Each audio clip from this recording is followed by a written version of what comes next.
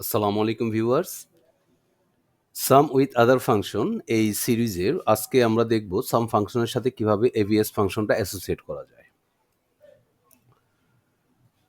এখানে আমরা একটি ডেটা দেখছি, যে ডেটার মধ্যে আমার কিছু নেগেটিভ ভ্যালু আছে, কিছু পজিটিভ ভ্যালু আছে।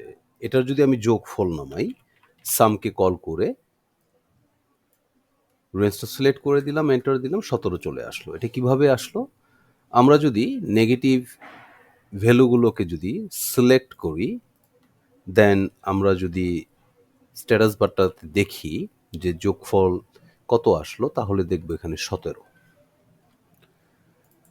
আমরা যদি পজিটিভ ভ্যালুগুলোকে সিলেক্ট করি, তাহলে আমরা দেখব যে টোটাল সাম আমাদের পজিটিভ ভ্যালু 34।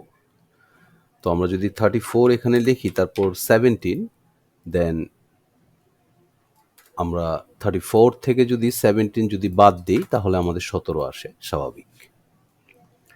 এখন আমরা আরেকটা ব্যাপার দেখব যে এই নেগেটিভ যে ভ্যালুগুলো আছে এগুলোকে পজিটিভ ভ্যালুতে কিভাবে আনা যায়। অ্যাবসোলিউট ফাংশনের কাজটি হলো নেগেটিভ ভ্যালুকে পজিটিভ করে নেওয়া। কিভাবে করে?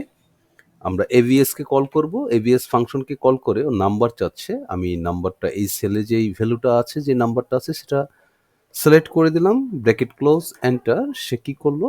নেগেটিভ ভ্যালুটাকে পজিটিভ ভ্যালু করে দিল। আমি ফেল হ্যান্ডেল করে নিচে নামালাম, এটা চলে আসলো। এখন যদি আমি এখানে সাম ফাংশনকে কল করে এই রেঞ্জটাকে সিলেক্ট করে দেই, দেন ব্র্যাকেট ক্লোজ, এন্টার, তাহলে আমার 51 চলে আসলো। আমরা প্রথমে পেয়েছিলাম 34, দেন 17। আমরা যদি এই দুটোর যদি যোগফল নামাই, তাহলে দেখব এটা 51ই আসে। এখন কথা হলো যে এটাকে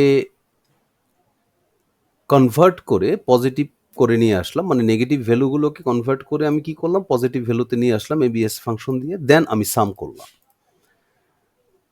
তবে এটা দুভাবে কাজটা না করে, একবার এভিএস ফাংশন ইউজ করে তারপর সাম ফাংশন ইউজ না করে, একবারে যদি আমি দুইটাকে অ্যাসোসিয়েট করি, যে সাম ফাংশন অ্যান্ড এভিএস ফাংশন দুইটা একসাথে কাজ করে, কিভাবে এই নেগেটিভ ভ্যালুগুলোকে পজিটিভ ভ্যালুতে রূপান্তর করে আবার এই নেগেটিভ ভ্যালুর সাথে পজিটিভ ভ্যালুগুলো যোগ করে, মানে টোটাল ভ্যালুটাকে একসাথে যোগ করে কিভাবে 51 আনা যায়, 51 আনা যায়, সেটা দেখব।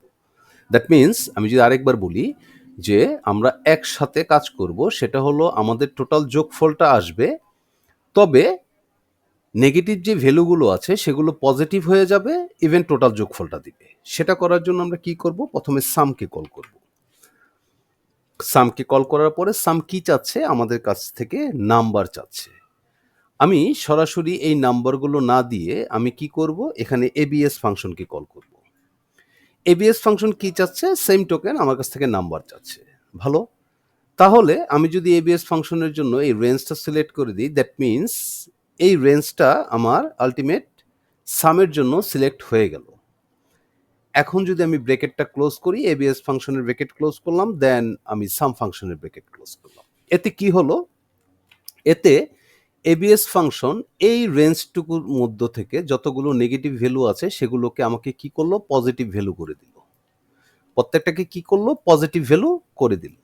দেন পজিটিভ ভ্যালু করার পর এই সাম ফাংশন কি করলো?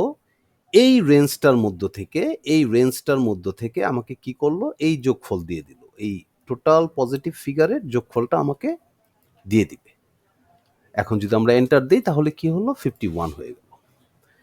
আমি যদি আরেকবার রিপিট করি, তাহলে ব্যাপারটা হবে এবিএস ফাংশন আমার C3 থেকে C13, দ্যাট মিনস এই রেঞ্জে যতগুলো নেগেটিভ ফিগার ছিল সেগুলোকে ও পজিটিভ করলো। পজিটিভ করার পর সাম ফাংশন কি করলো? আমাকে এই যে পজিটিভ ফিগারটা পেল, প্রত্যেকটা পজিটিভ ফিগারের যোগফল আমাকে এখানে দিয়ে দিল 51।